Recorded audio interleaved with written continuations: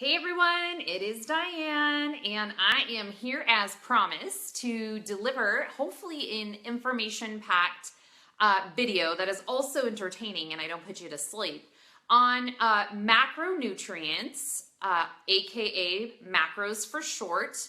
Also goes hand in hand with if it fits your macros, also known as IIFYM for short.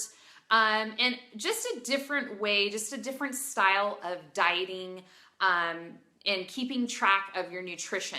And I'm going to go over a lot of different things, but by the end of this video, I hope you will walk away learning what macros are, why they're important, what the amount of macros in your calories, what the calories are contain, trying to get that out, are important, and also some different tools, some different strategies, and if you shouldn't worry about macros at this point in your journey. I'm going to go over all those things.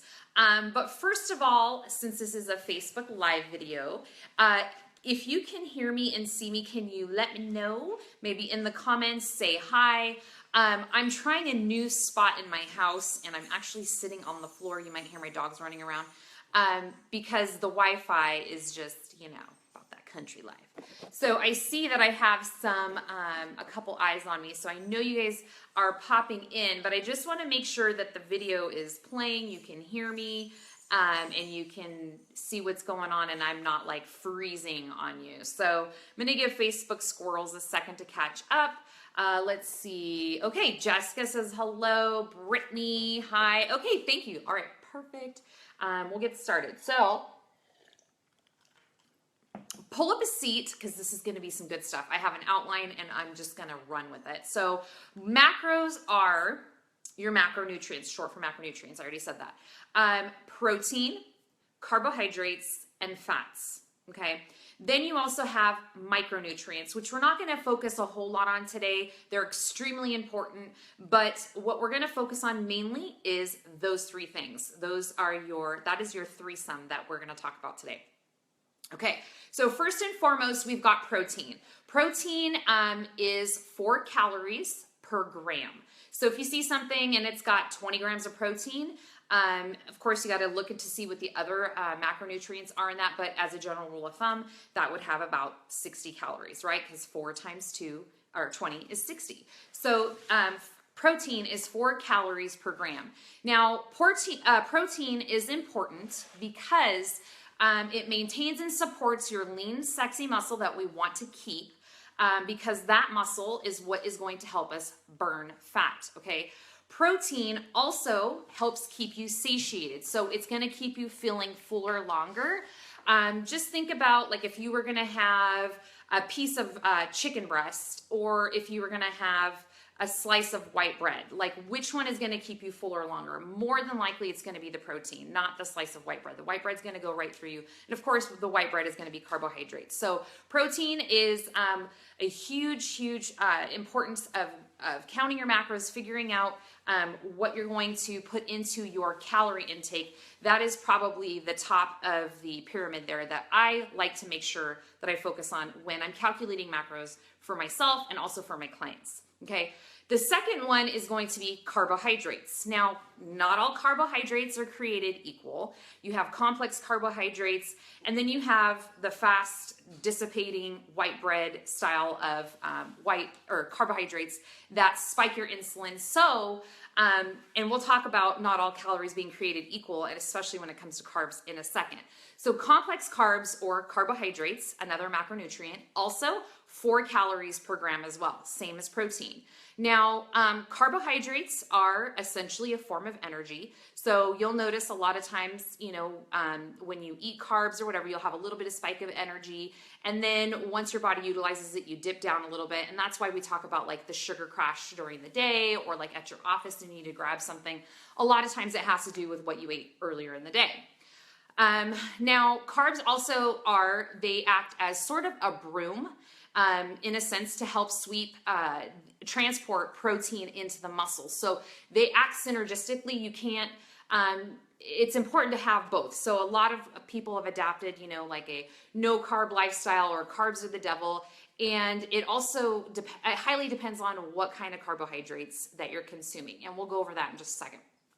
Okay, the third macronutrient is going to be fat. Again, another macronutrient that has been demonized over the years. You know, I know you guys have probably, who remembers like the snack wells, like everything low fat, fat free, or maybe you still adapt that where you think you have to purchase everything fat free because that's going to help you lose weight. So I could do a whole side video on why you should not adapt that sort of mindset in terms of grabbing everything fat-free.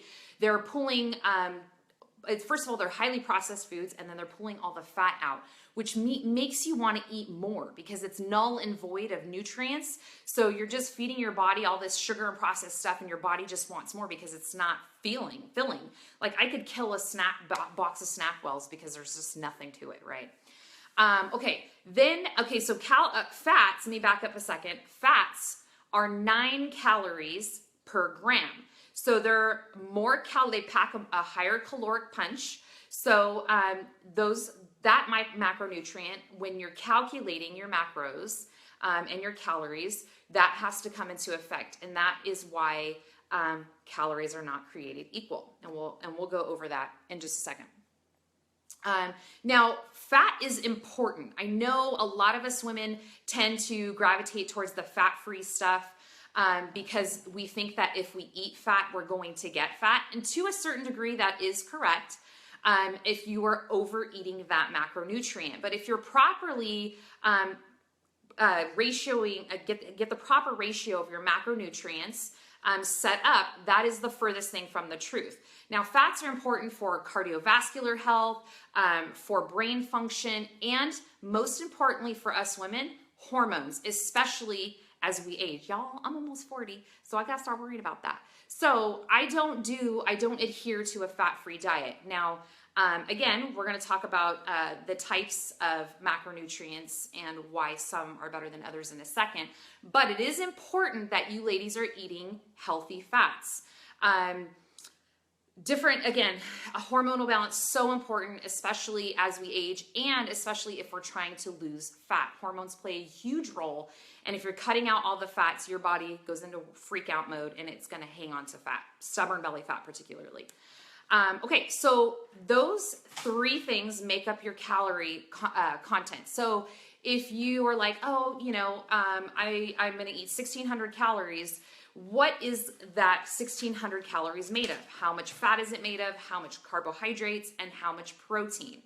Micronutrients are going to be your veggies. So veggies obviously contain calories most of the time. Fruits and veggies are put into the carbohydrate category.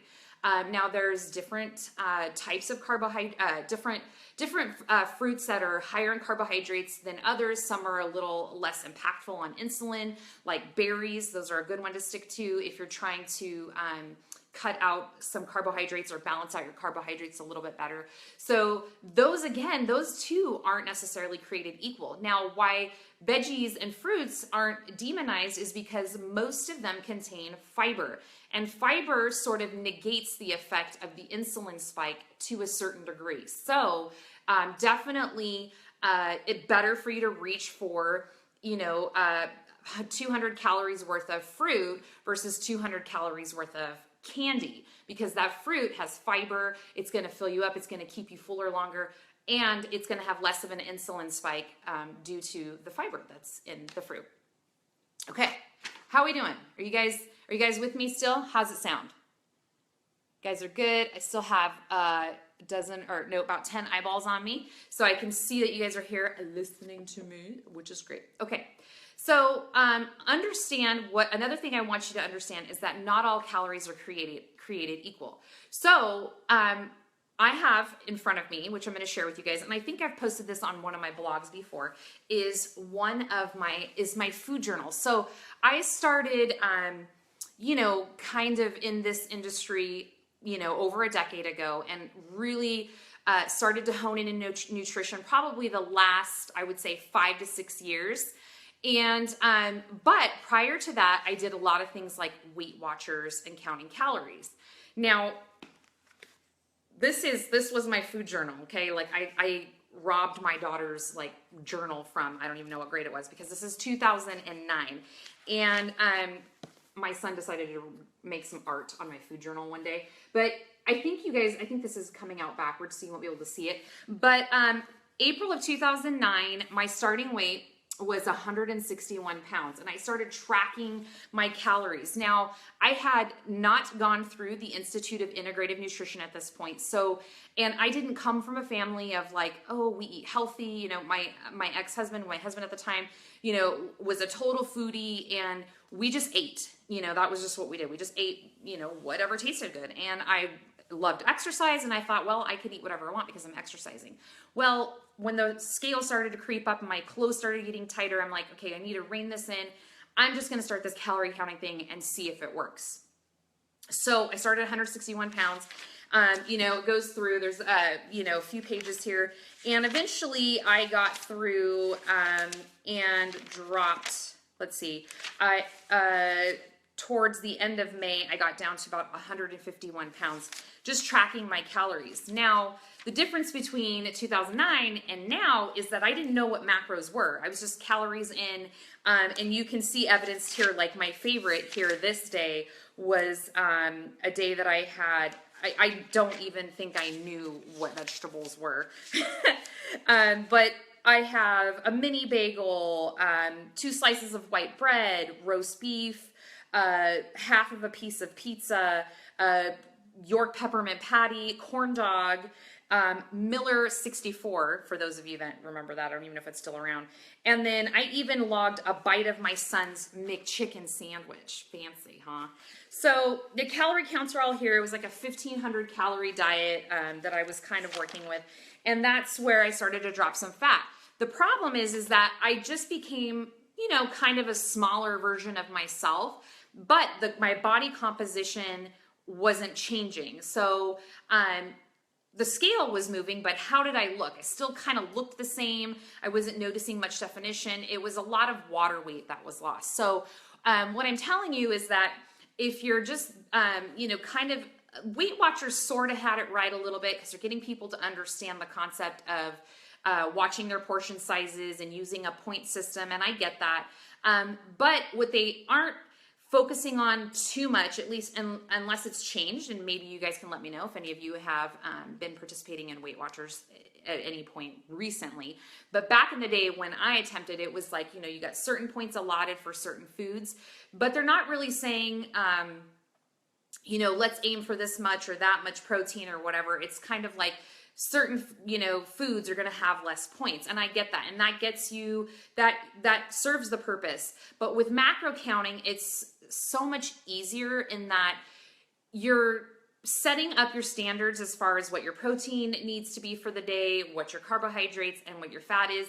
And you can kind of work around it. And it's a fun little puzzle to work with when you're first working with macros, and how quickly your body composition changes is remarkable. So that is my little blurb on, you know, whole foods and you know, nutritiously dense foods are so much better than just like, you know, my food journal from 2009 where I'm like, I had less food because it was so high in calories and crap processed food. Whereas if I was eating a lot more whole foods, I'd have a ton more food to eat through the day because it was more balanced. So, you know, something to think about is 1,600 calories of whole foods like, you know, lean chicken breasts, lean proteins, complex carbohydrates, micronutrients in your veggies, and healthy fats, versus if you were to eat 1,600 calories of fast food, how do you think your body's really gonna look? Like if you just decided, I think some of you may have seen, have you guys seen that movie Super Size Me, where he lives on like a fast food diet?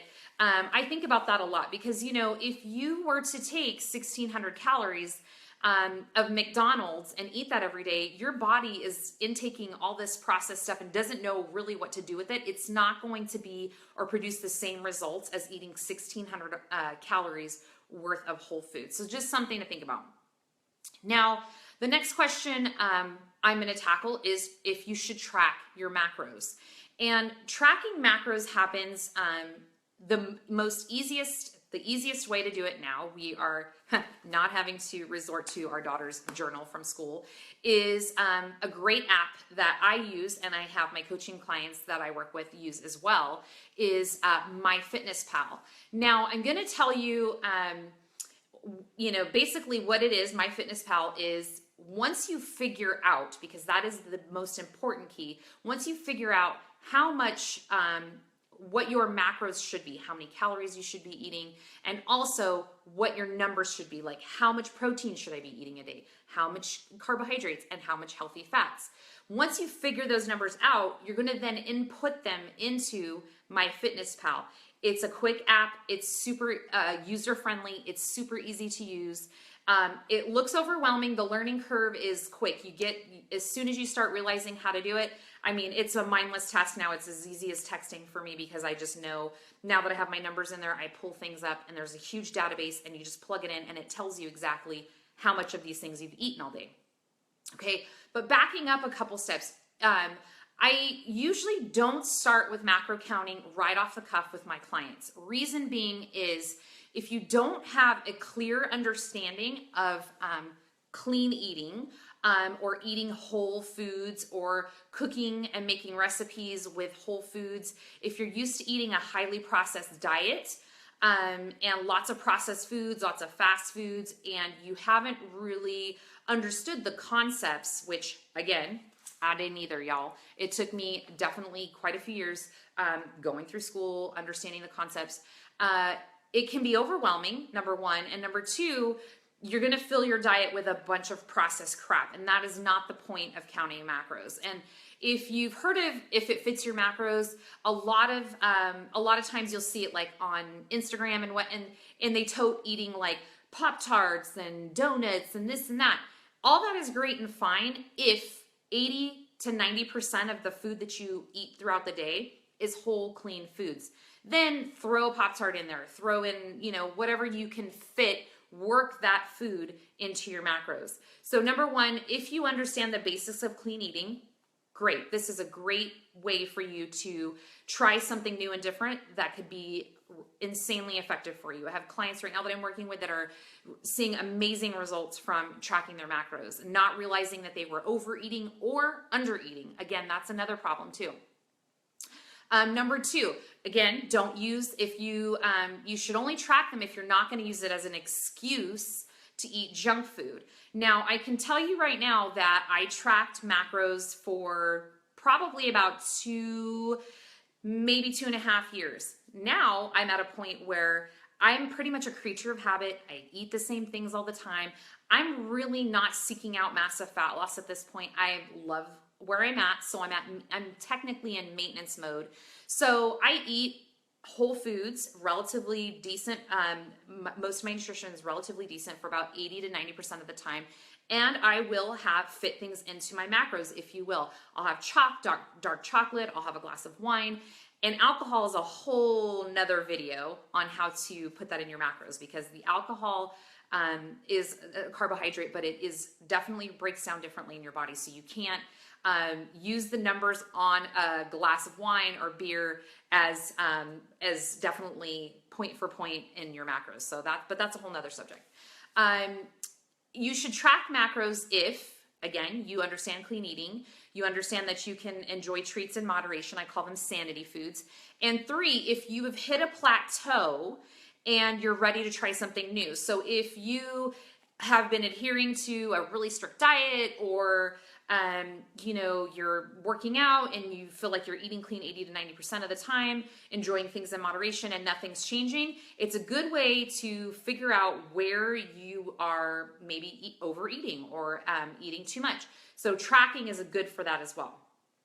And number 4, and this is the main reason why I like macro counting or using flexible dieting for my clients, is because most women come to me and they are absolutely sick and tired, and let me know if this is you, of doing the all or nothing approach. Like, I can't go out with friends because I'm dieting, or I'm dieting right now, or I'm eating clean right now. I'm packing my Tupperware. I'm eating, you know, broccoli and veggies and chicken breasts all the time.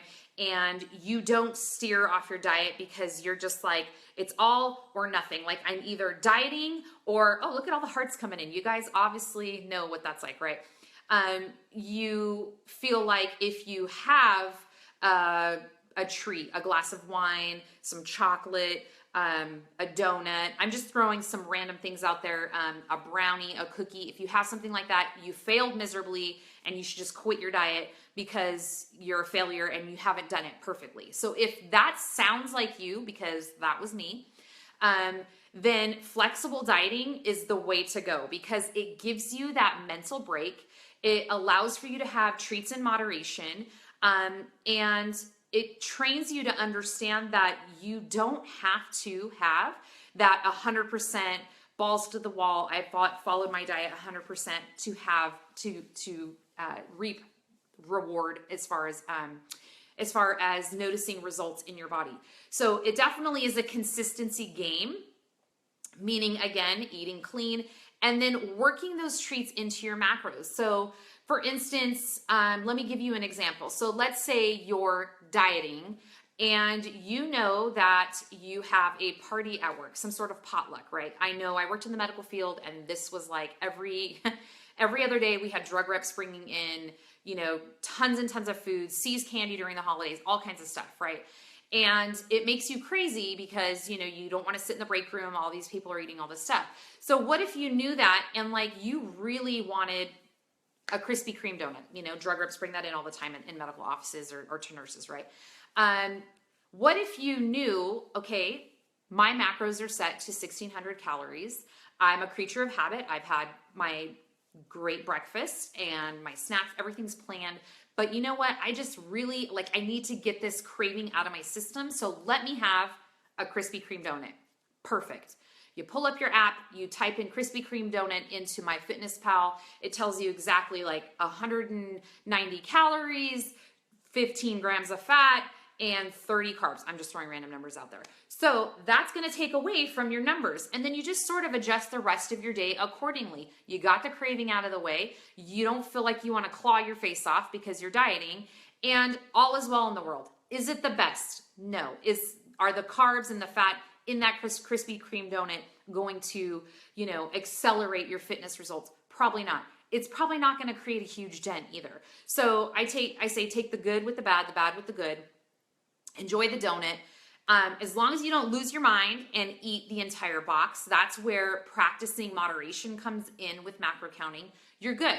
And then all is well. If your friends want to go have dinner, or you want to have breakfast with the family and you want to adjust things, that is the beauty of flexible dieting. And that is why I love it. That's why my clients love it, my coaching clients, and that's why they keep getting results, is because they are able to do that. The ones that follow it and use it consistently, okay? Things to consider when you start tracking macros is patience and consistency. You can't set your macros, okay? And I'm speaking from experience. And you know, I've had coaching clients where I've adjusted their macros, or they're new to working with me, and I set them up with macros according to their age, height, weight, activity level, current nutritional habits, etc. And they start with their macros and they're like, oh my God, they freak out, you know, because they gained a couple pounds or whatever.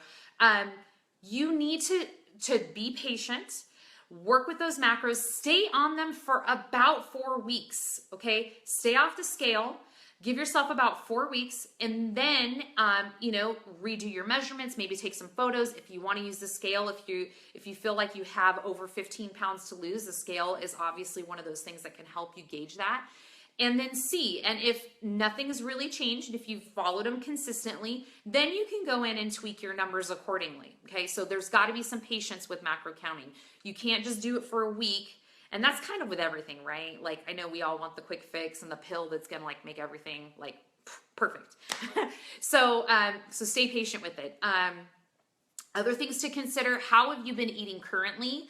And that's going to help you set up your numbers initially. So if you've been strict dieting, and I know some girls that come to me and I have one in particular, marathon runner, and feels like she eats clean most of the time. You sent me a food journal and she's eating like 1,000 calories. There's this thing called adaptation. Your body is very smart. And what it wants to do is it wants to adapt to whatever it is you're doing. So if you feel like this is you, then the path that you're on is not the right path. We need to switch it up. We need to try something new because your body has adapted and it's not going to give up anymore. It's not going to give up any more fat, and it's going to keep you right where you are. And then cortisol kicks in, and that's a whole nother issue with hormones. So if you've been super strict dieting, you set your macros up, it's probably going to give you a number that scares you at first. And like I said, you got to be patient. Let yourself gain those 2 or 3 pounds at first. It's probably going to be water weight. And then once your hormones and your metabolism kick in, they're going to be freaking stoked, and because you're feeding yourself properly and your body's going to start responding. So be patient with it.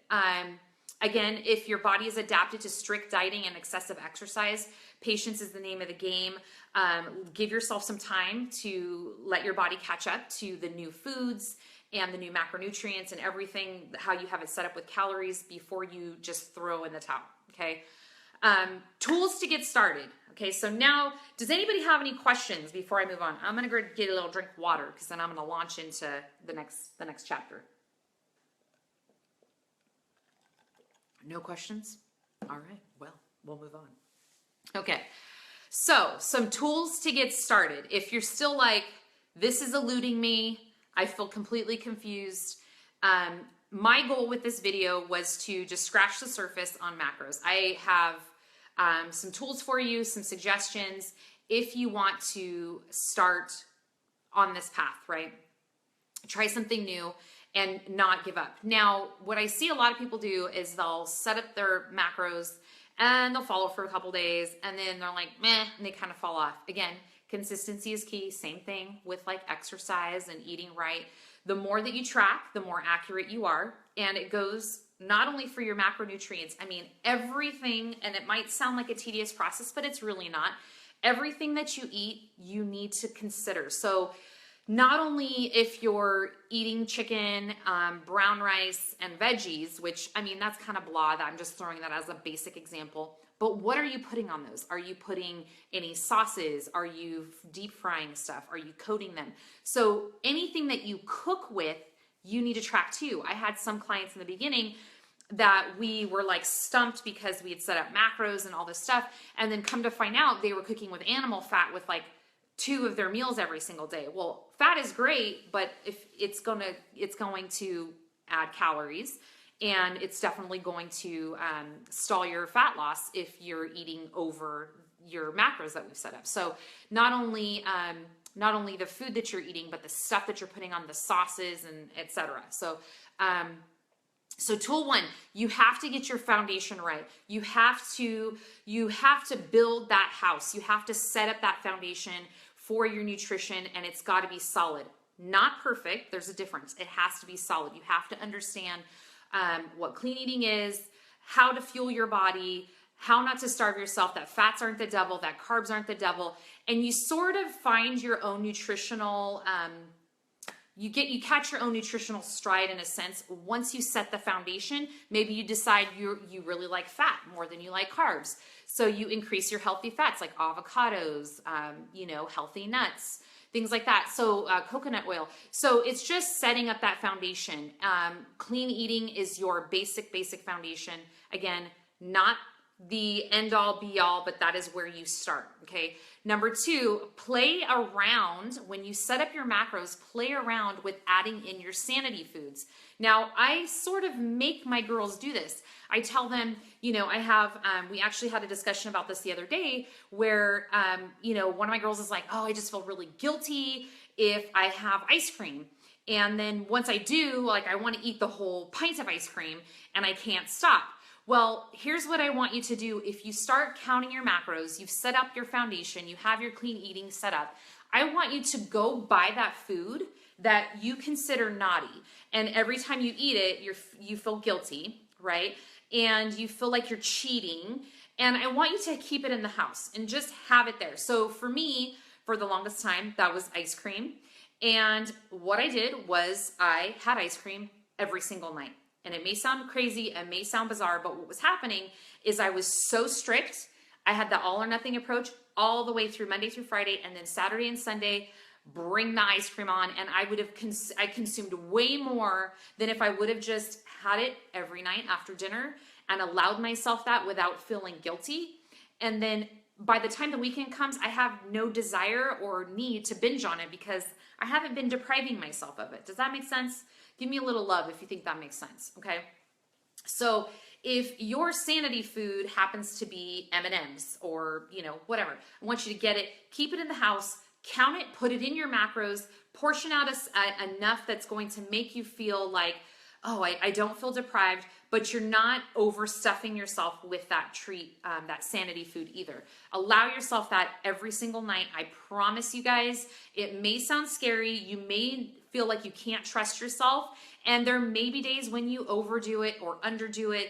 And just be patient with yourself. You're going to have those slip ups. And I want you to try that. And I promise you that it's going to give you some sanity. It's going to give you some diet relief. And that's how you work in this flexible dieting approach. Okay. MyFitnessPal, you need to download the app. I've got links above, or below, not sure, wherever my head is in this video, that link you to MyFitnessPal. You can set it up. I prefer the app on my phone. Most of my clients set it up on their phone, or you can do it on a desktop, set it up there, and then you can also download the app, and then it'll also transfer over to the app so your numbers are there. Some people like to have the desktop in front of them to do that. Now, calculating your macros. This is where we come to the holy grail of all this, right? You can't just put in random numbers and hope that they're going to work out. There's a couple different options for you. I'm going to give you a couple different options to choose from. There are dozens upon dozens of calculators online. You can Google macro calculators or whatever.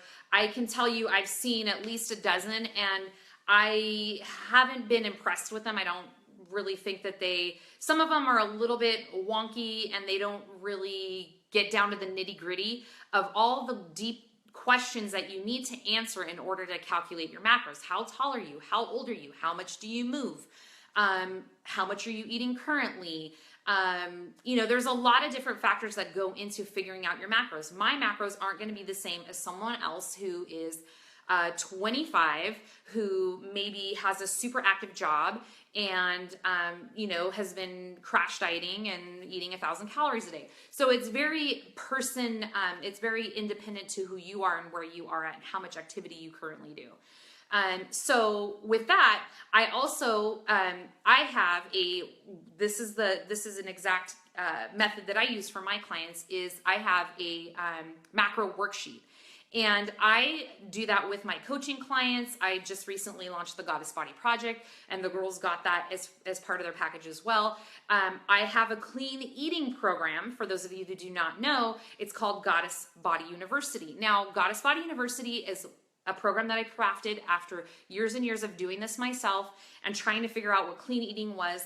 And it's all jam-packed, full of information, not overwhelming. It's for the everyday woman to understand and use, that you can't starve yourself. You need to understand what clean eating is, build your foundation, and that is Goddess Body University. And that is where I will start 99% of my clients if they have no clue on how to eat healthy. So I've got a link above.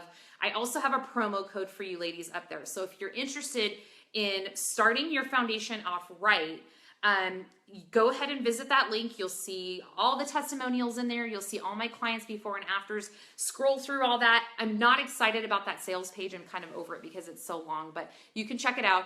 And then once you get to the checkout screen, if you put in that coupon code, it'll give you 30% off. Now, if you're wanting the macro worksheet, so that way you can figure out your own personal macros, if you feel like you've got the foundation, you get Goddess Body University, and then you want to figure out what your personal macros are, so that way you know how to put the two together, send me an email with the receipt, and I will get you that for free. And I'm also going to give you my macro Bible, which is actually hand typed by me, going through the trenches with all my clients, Their most frequently asked questions, where I see snags in macro counting and in MyFitnessPal, and I have it in a bullet pointed PDF, so that way you can print it out and it's kind of like an FAQs, but also there's some good chunks of information there. I just named it my macro Bible because I don't know, I have nothing else to call it. So it's a great resource. So let me know if you have any questions about anything we discussed. I'm going to give it a couple seconds. I see there's a question there, and let you guys pop in. Let me know what you think, and let me know if you've been counting your macros. I'd love to know who is already sort of doing this. Kind of interesting, and let me know what you think about it. Let's see. Should you recalculate your food if your fat, carbs, protein are on point, but your target calorie count is over? I usually tell my girls, like, I prefer you to figure out what your macros are first. So let's figure out what your fat, your carbs, and your protein are first. And then the calories kind of fall into where they're going to be at. So if you're targeting those numbers, the calories are probably going to, like, I wouldn't stress out if the calories are, if it's like, under or over within 50 calories. Now, if it's going over like 100, 150, then you kind of need to look at your macros, see where, because it becomes a little bit of a puzzle, right? So, it becomes a little bit of a puzzle. So if you eat certain foods and, it's never going to be 100, it's very rare that it's going to be 100% every time. You're usually going to be over or under somewhere. And actually in my macro Bible, I have a tip for that. So if you are over on carbs, you need to be under on fat. And I tell you kind of how to figure that out. Because again, the macros are not equal as far as like fat and carbohydrates go. So if you're way over on fat, then you should go under on your carbs. And so there's just a little bit of balance there. And it's nothing to really, stress again too much over if it's like about 50-ish calories. But once you start getting over 50 calories is when I would start looking at your macros. If you notice that you're perpetually over, and this is something I do with my clients, if you're perpetually over on like fats per se and under on carbs, then maybe you need to increase your fats and then lower your carbs. Maybe you really prefer eating healthy fats over carbs, and that's fine. You can do that, but you just have to make sure that they're both not super high. Hope that makes sense. Yeah, and Amanda says, I love macros. It keeps me sane. I know. And definitely that was a huge stepping stone for me when I leapt into the macro world, because I was all or nothing. It was like strict hardcore dieting, treat meals where I'd end up binging, and then it was just a mess. So when I was able to understand, how macros worked, and like, oh my gosh, if I want to have a piece of pizza or 2 slices of pizza or whatever, if I know we're going somewhere, then I can plan the rest of my day around that. And it's not that I'm starving myself throughout the rest of the day. I'm still eating really well the rest of the day, but I'm able to get that food in there and be able to enjoy things with my family and not feel super deprived. What are cheap brands that you can buy to replace white bread? Okay, so with replacing white bread, my favorite is Ezekiel bread, and it's a little bit pricier, and it's, unfortunately, I'm not familiar with anything really cheaper than Ezekiel bread. It's going to be, I remember the first time I bought it, I was like, oh my God, like $6 for a loaf of bread.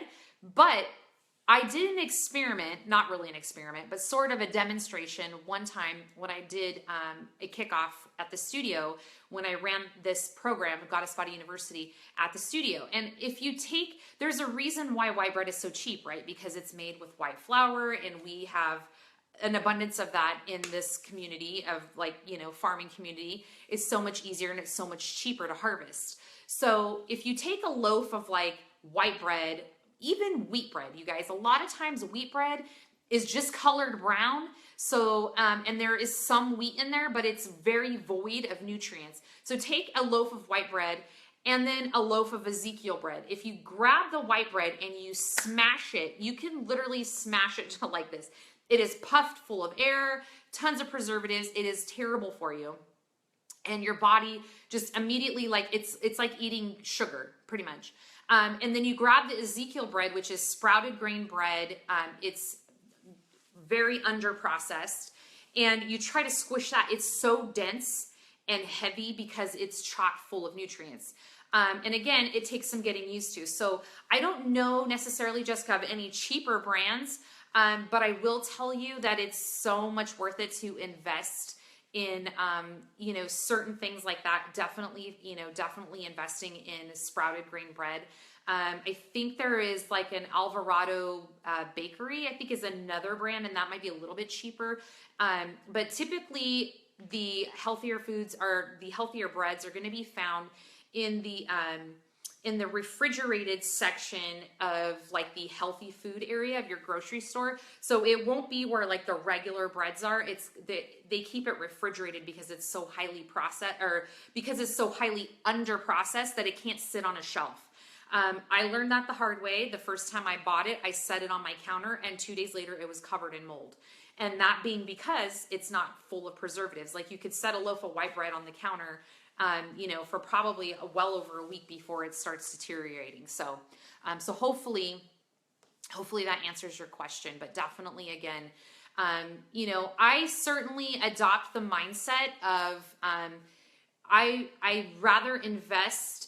And not all my foods are like, you know, I'm not like strict organic and gluten-free and all that. You know, there's certain things I will make exceptions for, but I would much rather invest a few more dollars in stuff that I'm putting in my body than worrying about like buying Tide or like name brand laundry soaps or anything like that. So I really consciously made that effort of like, okay, if I'm going to cut costs, I'm going to cut costs here, and I'm not going to cut costs on stuff that I put in my body. Definitely things like, you know, grass-fed beef, grass-fed organic beef. So that's something that I just not that long ago started purchasing as well, because it's important. And like, I get crazy about nutrition. It's important that you're not only eating that food. So you're not only eating beef. So let's just take ground beef, for example. You're not only eating that, you're eating what that ate. So whatever that cow is eating, you are eating that too. So if they're eating a bunch of random grains and they've been pumped full of hormones, guess what? You're eating that too. So, you know, while it might not be cost effective for everybody all the time, I do think that there's something to be said about, you know, certain things being purchased like grass-fed beef. You know, same thing with your eggs and chicken breasts and things like that. Just spending a little bit more, maybe cutting back on some of, you know, not necessarily everything you eat has to be organic. You know, things with a thick skin are usually safer, like avocados, like bananas. You don't have to necessarily go organic with those because they have a thicker coating that pesticides and things don't necessarily permeate through as easily as, say, like strawberries or, you know, blueberries or something like that. So hopefully that makes sense. But let me know if you guys have any more questions. Otherwise, hopefully this video, if you like this video and you feel like it was a-okay and you like stuff like this, oh, I just spilled my water, let me know, give me a thumbs up. And I can certainly, I can geek out on some more nutrition stuff that if that's going to help you in your journey, I would love to do that for you. So yeah, hope you guys enjoyed. And I will see you in the group. And the more interaction that we have there, the more that we can collectively work together as a group in feeling better about ourselves, feeling better in our skin, and, you know, living the goddess lifestyle. That's what it's all about, y'all. All right. Well, I love you and thank you for tuning in. I really appreciate those of you that took the time to sit here with me, listen to me jibber jabber, and I love you guys. Okay.